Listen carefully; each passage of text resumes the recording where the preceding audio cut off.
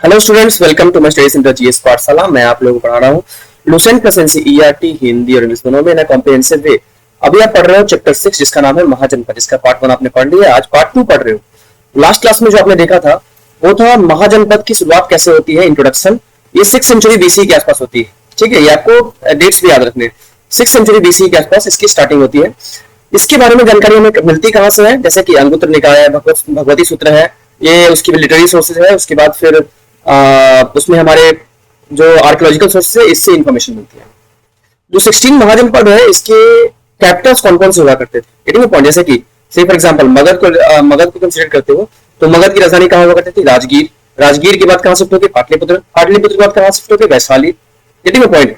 अगर आप वत्स को देखोगे तो वत्स की राजधानी कहां थी, कौशाम्बी। तो ऐसे आपको स्टेट और उसके कैपिटल्स के बारे में जानकारी मिली थी लास्ट क्लास में। जितने भी महाजनपद हुआ करते थे उन सभी के मॉडर्न नेम क्या है और उनके जो कैपिटल हुआ करते थे उन सभी के मॉडर्न नेम क्या है, ये आपने लास्ट क्लास में देखा था। जो टोटल 16 महाजनपद थे वो टोटल 4 बच जाते हैं। सुनना है, वो कंसोलिडेट हो जाते हैं या फिर युद्ध में हार के एक दूसरे में मर्ज जाते हैं। 16 से 4 बच जाते हैं। 4 के बाद एक अपना अंपायर बिल्डिंग करेगा। ये सारे महाजनपद थे और एक अपना साम्राज्य खड़ा करेगा उसमें। Getting my point. ये 4 कौन कौन से बचते हैं, अवंती, कोशाल, वत्स और मगध। क्लियर। नेक्स्ट है जितने भी डायनेस्टीज थे उनके किंग्स कौन कौन थे। जैसे कि प्रद्योत कौन से राज्य का किंग था, प्रसेनजीत कौन से राज्य का किंग था। Getting my point. हाँ, बिंबिसार कौन से राज्य का किंग था, अजातशत्रु कौन से राज्य का किंग था, शिशुनाग कौन से राज्य का किंग था। Getting my point. तो ये सारी चीजें आप पढ़ोगे आज। क्लियर।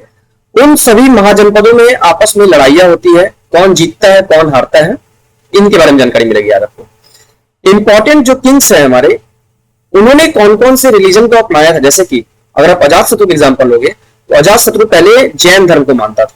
ठीक है, बाद में जब वो बुद्ध से मिला तो बौद्ध धर्म को मानना स्टार्ट हो गया। Getting my point.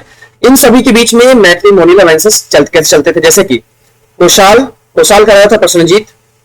प्रसेनजीत की बहन थी कोशाल देवी। ठीक है, कोशाल देवी की शादी कराया था खुद से, मतलब वो बिंबिसार से, हर एक वंश का राजा था। और बिंबिसार की बेटी से खुद शादी कर लेता है कौन, प्रसेनजीत।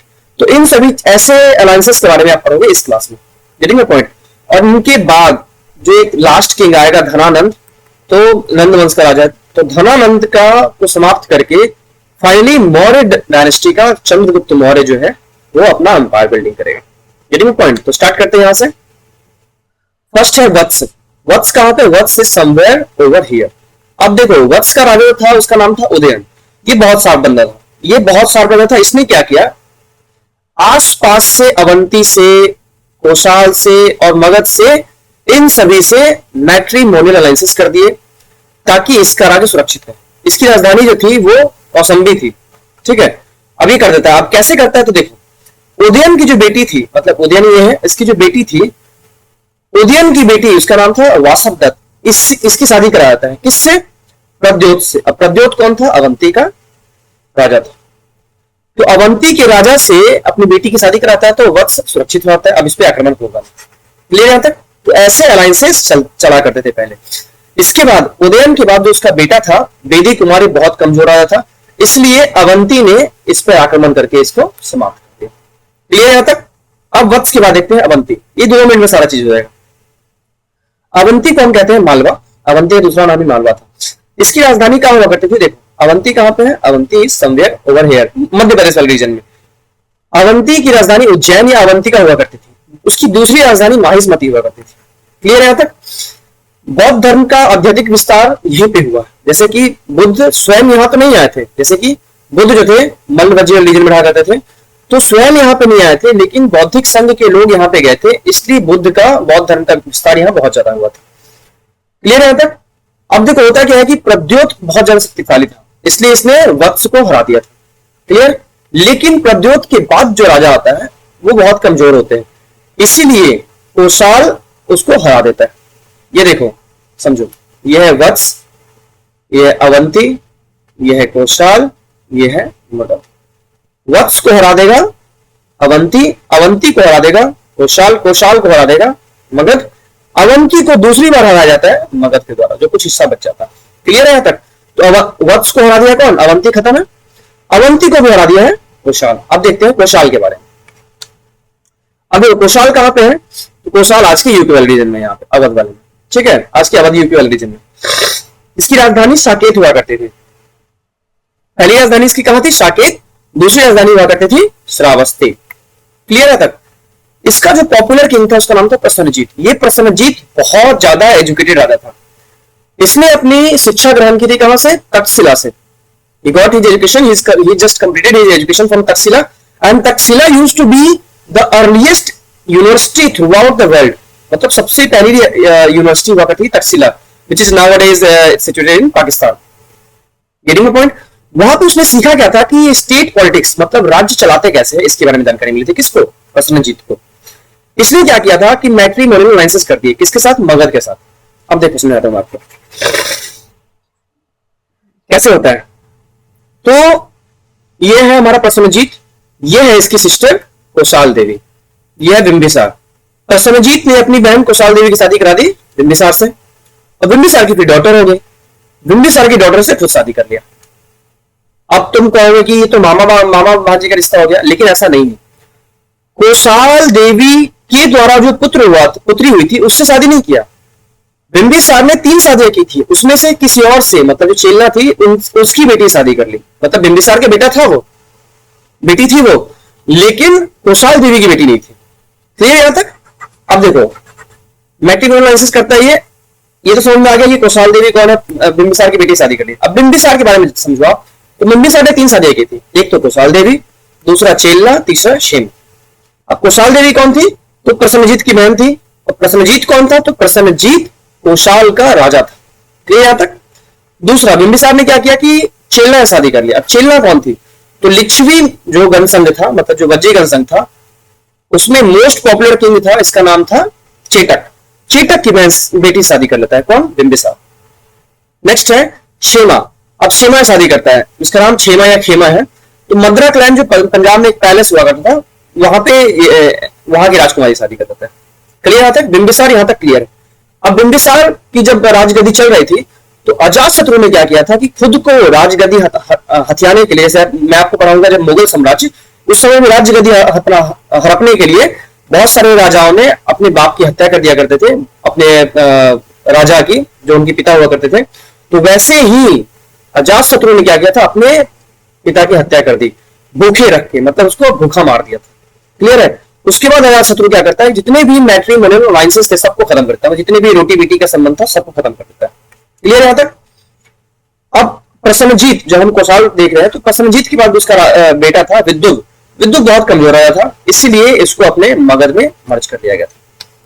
ये देख रहे ना, वत्स देख रहे हो आप, वत्स, अवंती, कोशाल, मगध। तो कोशाल को कौन मर्ज कर लेगा, मगध। क्लियर है। अब देखो मगध को देखते हो आप, मोस्ट इंपॉर्टेंट डायनेस्टी। मगध की राजधानी राजगीर हुआ करती थी, या राजगिरी। इसकी दूसरी राजधानी हुआ करती थी, इसके बाद पाटलिपुत्र, तीसरी राजधानी वैशाली हुआ करती थी। क्लियर है। कौन कौन से राजा आएंगे, कौन कौन से राजधानी को बनाएंगे, ये देखते हैं। हरेक राजवंश, शिशुनाग राजवंश, नंद राजवंश और मौर्य साम्राज्य, ये जो 3 पहले है ना, ये महाजनपद है। चौथा एक समाज के रूप में उभर कर आएगा। अब मगध में ये 3-4 अपने अपने वंश को लेके आते हैं और उस पर शासन करते हैं।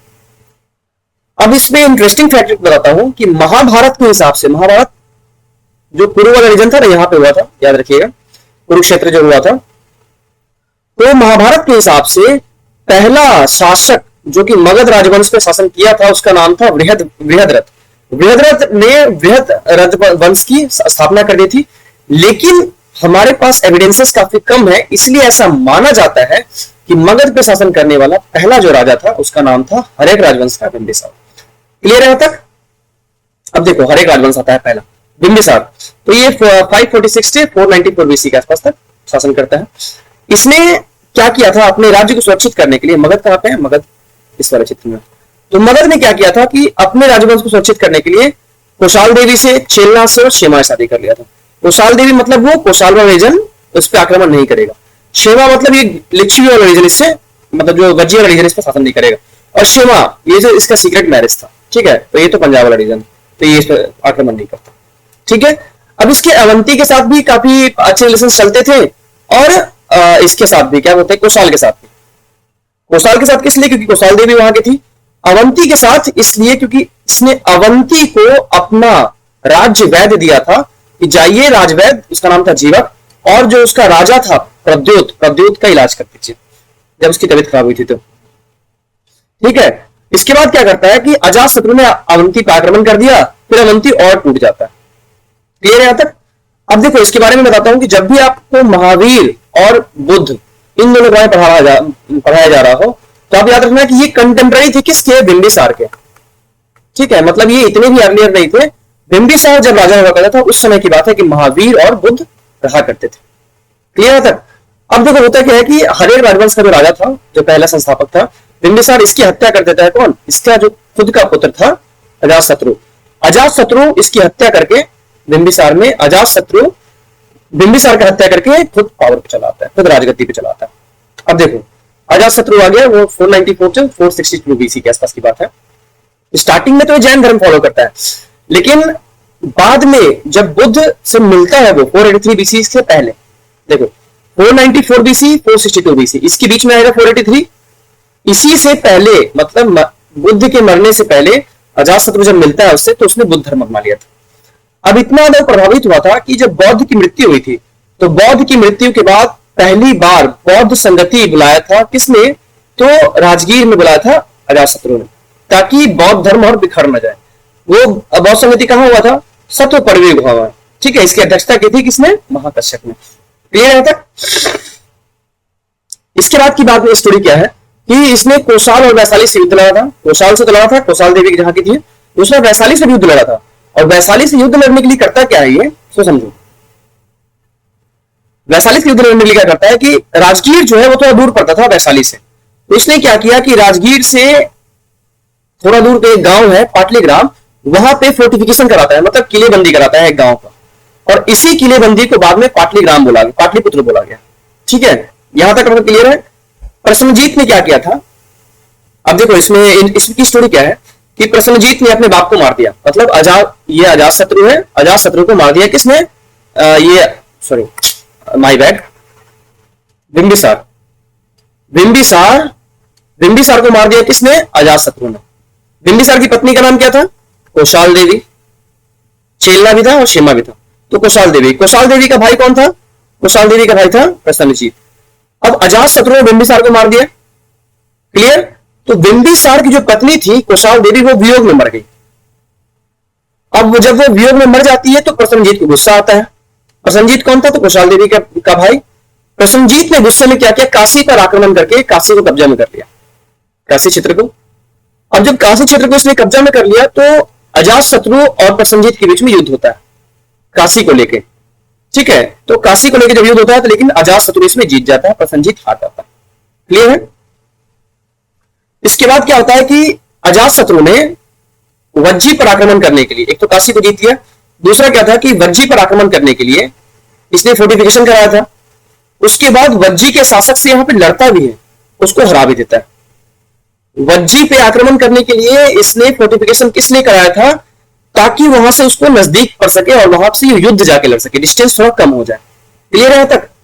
इस समय की बात है जब ये अजातशत्रु का शासन चल रहा था, उसी समय की बात है कि नॉर्थ वेस्ट जो है इस इलाका में पर्सियंस आ चुके थे, मतलब समुद्र वाला नहीं, नॉर्थ वेस्ट इलाका में। ठीक है, ये पर्सियंस मतलब ईरानी आ चुके थे, हालांकि वो सेंट्रल इंडिया तक नहीं आए थे। क्लियर है तक? इसके बाद क्या होता है कि अब देखो ये हमारा बिंबिसार, ये अजातशत्रु, ये उदयन। अजातशत्रु ने अपने पिता को मार दिया राज्यारोहण के लिए, मतलब राज्य की गद्दी के लिए।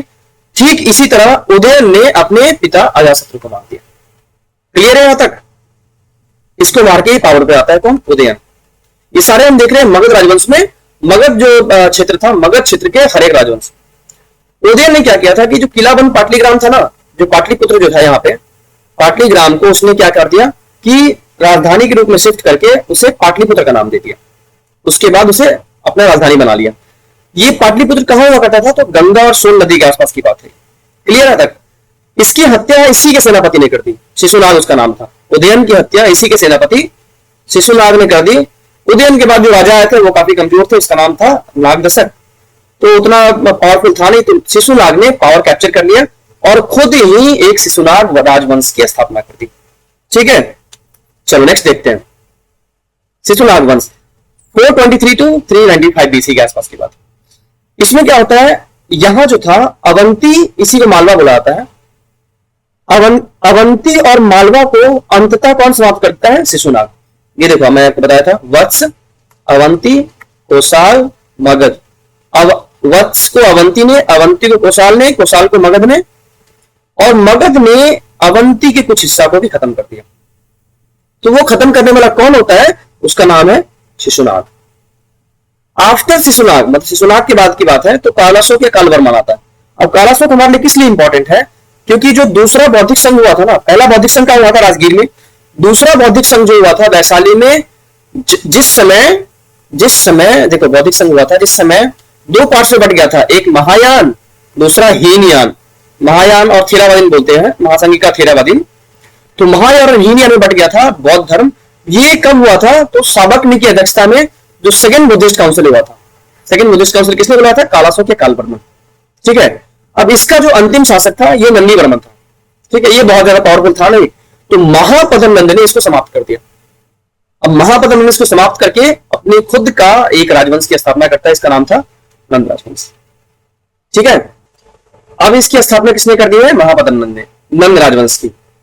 इसके बारे में जानकारी में कहां से मिलता है, तो चेदी राजवंश का भी एक राजा था खारवेल। ठीक है, चेदी राजवंश का एक राजा था खारवेल, ये कलिंग की बात है। ठीक है, तो कलिंग की बात है, तो चेदी राजवंश का राजा था खारवेल। इसके हाथी गुफा इंस्क्रिप्शन में मिलता है। इसके बारे में महापद्म नंद के बारे में जानकारी मिलती है। उसने क्या किया था कि नहर की खुदाई करवाई थी, किसने, महापद्म नंद ने। तो अगर आपसे पूछा जाए who was the one of the ancient king जिसने नहर की खुदाई करवाई थी, उसका नाम था महापद्म नंद। ये बहुत पावरफुल था, महापद्म नंद बहुत पावरफुल था। इसने क्या किया था कि जो नॉर्थ इंडिया है ना, ये देख रहे हो, महापद्म नंद जो है था, इसने नॉर्थ इंडिया के जितने भी राजा थे इन सभी को समाप्त करके खुद को सर्वछत्रांतक या फिर अपर परशुराम की संज्ञा दी थी। मतलब उसने कहा कि मैं अपर परशुराम या सर्वछत्रांतक हूं। इसने कलिंग पे जीत करके अपने आप को एकराट कहा था। ठीक है, सारे क्वेश्चन से पूछे जाते हैं। नेक्स्ट है कि आप देखो होता क्या है कि ये हमारा महापद्म नंद है पहला, उसके बाद 8 राजा और आए, कुल मिलाए कितने हो गए, 9। फिर जो 10वां राजा था ना वो आता है, इसका नाम है धनानंद। ठीक है, तो धनानंद आता है, ये बहुत शूर था। मतलब इसी के टाइम पे की बात है कि अलेक्जेंडर भारत पे आक्रमण करता है। अलेक्जेंडर का दूसरा नाम था सिकंदर, अलेक्जेंडर को सिकंदर कहते हैं। On one fine day Dhanananda क्या करता है, इसने अपने कोर्ट में इसका जो राजगुरु था चाणक्य, इसका अपमान करता है। वो किसी की सुनता नहीं था धनानंद। ठीक है, तो चाणक्य का अपमान करता है। चाणक्य अपमानित हो गया। इसके बाद चाणक्य क्या कहता है उसी समय कोर्ट में, शिक्षक कभी भी साधारण नहीं होता है, प्रलय और क्रांति उसकी गोद में पलता है। ठीक है, ऐसा किसने कहा था, ऐसा चाणक्य ने कहा था। इसके बाद तो चाणक्य क्या करता है कि चंद्रगुप्त मौर्य के साथ मिलकर उसे समाप्त कर देता है, किसे, धनानंद को। उसके बाद आता है फाइनली मौर्य राजवंश की स्थापना हो जाती है। क्लियर यहां तक। अब देखो कुछ क्वेश्चंस देखते हैं। तो पहला क्वेश्चन ये कहता है कि आखिर जो मगध साम्राज्य था इसका उत्कर्ष किस शताब्दी में हुआ था, मतलब कब मगध राजवंश फैलना स्टार्ट हुआ था। तो it was around 6th century BC, 6th century BCE. ठीक है, तो 6ठी शताब्दी के आसपास की बात है, 6ठी शताब्दी ईसा पूर्व, नॉट सीई। उस समय की बात है जब मगध साम्राज्य उभरना स्टार्ट हुआ था। 4थी शताब्दी है नहीं है, 6ठी शताब्दी हाँ, 2री शताब्दी नहीं है, और 1ली शताब्दी बिल्कुल भी नहीं। इसलिए ऑप्शन हो जाएगा इसका बी। निम्नलिखित में से कौन सा एक मगध साम्राज्य की स्थापना की राजधानी नहीं रही। तो मगध साम्राज्य की राजधानी कौन कौन सी थी, राजगिरी, इसी को हम गिरिब्रिज कहते हैं, इसी को हम राजगीर भी कहते हैं। उसके बाद दूसरा था वैशाली, उसके बाद था पाटलिपुत्र, जो भी था। इसमें से देखो गिरिब्रिज है, राजगीर है, पाटलिपुत्र है, और कौसंबी तो वत्स की राजधानी थी। क्लियर है तक। नेक्स्ट, किस शासक द्वारा सर्वप्रथम पाटलिपुत्र का राजधानी के रूप में व्यक्त किया गया था, स्थापित किया गया था। तो कौन था, तो याद रखिएगा वो उदयन था। आप समझाता हूं देखो, तो अजातशत्रु ने पाटलिग्राम को फोर्टिफिकेशन करा दिया, लेकिन राजधानी किसने बनाया, इसका नाम था उदयन। क्लियर है। तो आप देखो इसमें ऑप्शन कौन सा हो जाएगा, अजातशत्रु नहीं है, कालाशोक नहीं है, उदयन हाँ बिल्कुल सही यही है, कनिष्ठ ने नहीं किया था। नेक्स्ट, पाटलिपुत्र के संस्थापक कौन थे? तो सेम है, उदय ही था, ऑप्शन नंबर हो जाएगा। अशोक तो नहीं था, बिंबिसार भी नहीं था, महापद्म नंद भी नहीं था। नेक्स्ट, अजातशत्रु के वंश का नाम क्या था? अब अजातशत्रु देखो, अजातशत्रु के पिता का नाम क्या था? बिंबिसार। बिंबिसार किस राजवंश का संस्थापक था? तो हरेक राजवंश का। तो जो हरेक राजवंश का ये संस्थापक है, तो अजातशत्रु किस राजवंश का हो जाएगा? हरेक राजवंश का। मौर्य राजवंश नहीं, हरेक राजवंश हाँ, नंद नहीं, गुप्त नहीं, तो हरेक राजवंश का option B, option number B हो जाएगा। नेक्स्ट, निम्नलिखित में से किस राजा ने पाटलिपुत्र बसाया था? तो पाटलिपुत्र बसाने वाला राजा जो था उसका नाम था उदयन। बस एक लाइन में, दूसरा कुछ नहीं। ये नहीं है, बिंबिसार नहीं है, अजातशत्रु नहीं है, उदयन बिल्कुल सही। नेक्स्ट, मगध के किस प्रारंभिक शासक ने राज्यारोहण के लिए अपने पिता की हत्या की और स्वयं इसी कारणवश अपने पुत्र द्वारा मारा गया? अब देखो समझाता हूं, यह बिंबिसार, यह अजातशत्रु, यह उदयन। तो मगध के किस प्रारंभिक शासक ने राज्यारोहण के लिए अपने पिता की हत्या कर दी थी? इसमें से किसने अपने पिता की हत्या कर दी थी? अजातशत्रु ने अपने पिता की हत्या कर दी थी, एवं स्वयं इसी कारणवश अपने पुत्र द्वारा मारा गया, एवं स्वयं इसी कारणवश अपने पुत्र द्वारा मारा गया। इसका पुत्र उदयन है, तो अजातशत्रु अपने पिता को मार दिया और स्वयं भी अपने पुत्र द्वारा मारा गया था, इसलिए ऑप्शन क्या हो जाएगा इसका? अजातशत्रु। बिंबिसार नहीं है, अजातशत्रु है, उदयन नहीं है, नागदशक नहीं। क्लियर है यहां तक? नेक्स्ट, अभिलेखीय साक्ष्य से प्रकट होता है कि नंद राजा के आदेश से एक नहर खोदी गई थी। अब कहां पे था ये? तो कलिंग की बात है, मैंने बताया चेदी राजवंश जो था, चेदी राजवंश का जो राजा था खारवेल, तो वो कलिंग की बात है। ये अंग से नहीं, वंग से नहीं, कलिंग, या बिल्कुल सही है, मगध राजवंश नहीं। नेक्स्ट, बिंबिसार किसका शासक था? बिंबिसार कहां का शासक था? तो बिंबिसार था मगध का। ठीक है, ऑप्शन नंबर ए। बी गलत है, सी गलत है, डी गलत, इसलिए इसका ऑप्शन हो जाएगा ए। नेक्स्ट, मगध का कौन सा सम्राट अपरो परशुराम के नाम से जाना था? अब अपरो परशुराम कौन कहा था अपने आप को? तो ये देख रहे हो, अपरो परशुराम नॉर्थ इंडिया के जितने भी क्षत्रिय राजा थे उन सभी को समाप्त करके अपने आप को अपरो परशुराम या सर्व क्षत्रांतक कहने वाला जो राजा था उसका नाम था महापद्म नंद। बिंदुसार नहीं है, अजातशत्रु नहीं है, कालाशोक नहीं है, महापद्म नंद। क्लियर यहां तक? नेक्स्ट, राजा नंद का उल्लेख करने वाला अभिलेखीय प्रमाण है। राजा नंद का उल्लेख करने वाला अभिलेखीय प्रमाण है तो हाथी गुफा इंस्क्रिप्शन। ठीक है, महापद्म नंद, नंद राजवंश है ना, तो हाथी गुफा इंस्क्रिप्शन में कहा गया है कि महापद्म नंद ने ये नहर की खुदाई करवाई थी। क्लियर है यहां तक? रोमन का अभिलेख नहीं है, रोमन का जूनागढ़ अभिलेख नहीं है, धनदेव का अयोध्या अभिलेख भी नहीं। नेक्स्ट, किसने मगध राज्य में वज्जी गणसंघ को हराकर आत्मसात किया था? मतलब मगध राज्य में वज्जी गणसंघ को हराया था। तो याद रखिए, वज्जी गणसंघ को हराने के लिए पाटलिपुत्र का फोर्टिफिकेशन किसने कराया था? अजातशत्रु ने कराया था। आपको याद है, मैंने पढ़ाया अभी। तो अजातशत्रु ने फोर्टिफिकेशन कराया था किसका? पाटलिग्राम का, इसलिए वज्जी को हराने के लिए। तो उसने वज्जी को हरा दिया, किसने? अजातशत्रु ने। क्लियर? चंद्रगुप्त मौर्य नहीं है, अशोक नहीं है, महापद्म नंद नहीं है, Ajatashatru. Getting a point? Option number D हो जाएगा। मालवा या अवंती कहते हैं, मालवा क्षेत्र पर मगध की सत्ता का विस्तार निम्नलिखित में से किसके शासनकाल में हुआ था? बिंबिसार नहीं है, अजातशत्रु नहीं है, उभयद्रव नहीं है, शिशुनाग। याद रखिएगा, मैंने आपको पढ़ाया था अभी भी, वत्स, अवंती, कौशाल, मगध। अवंती को फाइनली हराने वाला कौन होता है? मगध का राजा शिशुनाग। ठीक है, शिशुनाग इसलिए करोगे।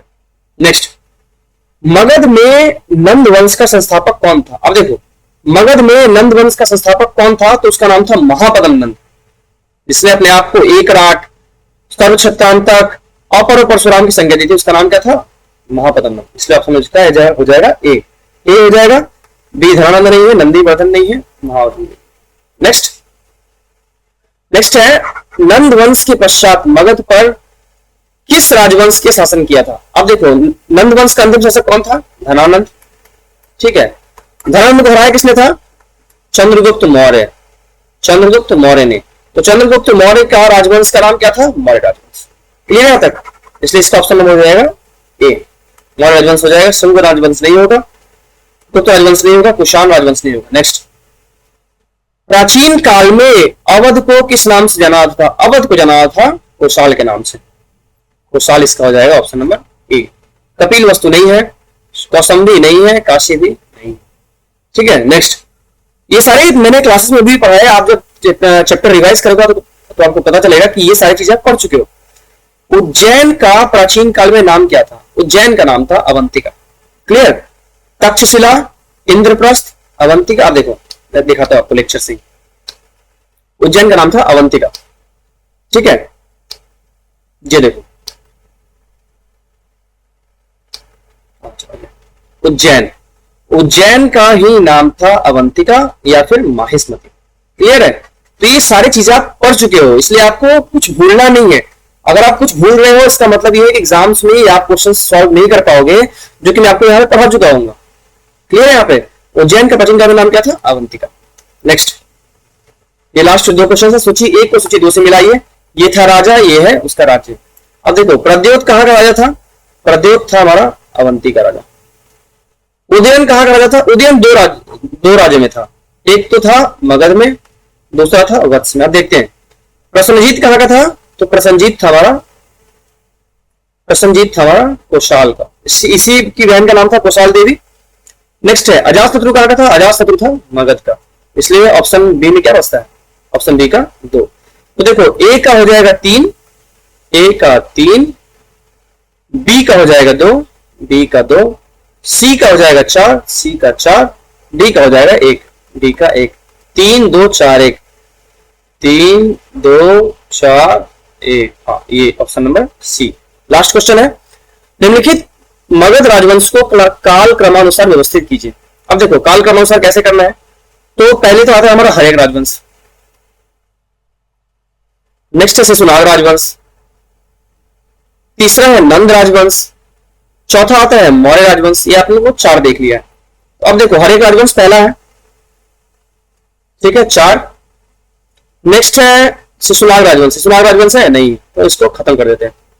नेक्स्ट है नंद राजवंश, नंद राजवंश 1 हो जाएगा, 4 के बाद 1 है। नेक्स्ट है मौर्य राजवंश, तो मौर्य राजवंश आता है, 4 1 3, फिर लास्ट बचता है 2, इसलिए इसका ऑप्शन नंबर हो जाएगा 4 1 3 2, 4 1 3 2, ऑप्शन नंबर बी। ठीक है, तो आज के लिए इतना ही। कल आपको पढ़ाया जाएगा कैसे फॉरेन के जो राजा थे, जितने भी आक्रमणकारी थे, वो कैसे भारत पे आक्रमण करते हैं, उसकी इंपैक्ट क्या क्या होता है। ग्रीक इन्वेजन होगा, पर्शियन इन्वेजन होगा, वो हम भारत से क्या क्या लेके जाते हैं और हमें क्या देके जाते हैं। कल्चरल एक्सचेंजेस होते हैं, व्यापार बढ़ता है, या फिर और जो भी चीजें होती है, इन सभी के बारे में पढ़ोगे कल। उसके बाद वाले क्लास में पढ़ोगे मौर्य राजवंश के बारे में। चलो फिर आज के लिए बस इतना ही। थैंक्स।